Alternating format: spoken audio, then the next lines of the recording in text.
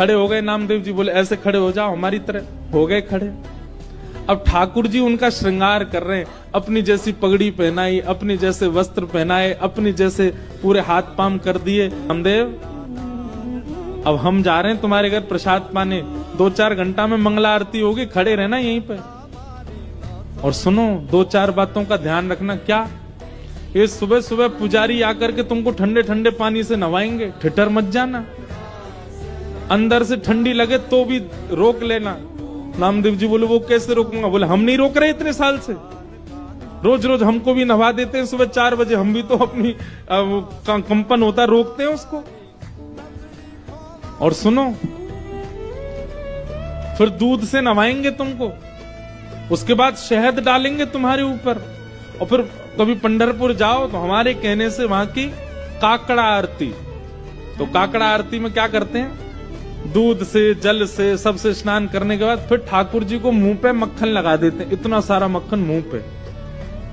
तो ठाकुर जी बोले स्नान आदि के बाद तुम्हारे मुंह पे मक्खन लगाया जाएगा, तुम्हारा मन तो करेगा कि मैं खा लूं, लेकिन जीभ निकालना नहीं बाहर, उसको लगे ही रहने देना।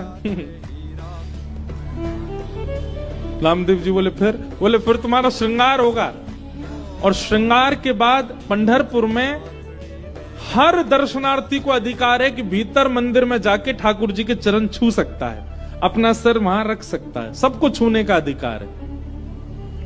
बोले दुनिया भर के लोग तुम्हारे सामने आएंगे, सब लोग आकर के तुम्हारे चरणों में प्रणाम करेंगे, अपने दुख दर्द बताएंगे, सबकी सुन लेना, पूर्ण किसी की मत करना।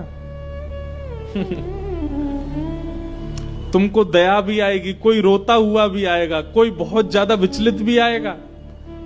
नामदेव जी बोले क्यों पूरा नहीं करूं? वो सबका विधान बना हुआ है, वो सब काम हमारे लिए छोड़ दो, किसको क्या देना क्या नहीं देना। तुम बस कहीं ऐसा नहीं कि यहाँ खड़े होके कोई रोता हुआ आया उसके आंसू पोंछने लग जाओ, कहीं तुम जरा भी हिल गए तो पुजारी पंडा बहुत मारेंगे, सब कहेंगे कहां गए हमारे ठाकुर जी, कौन खड़ा हो गया आके।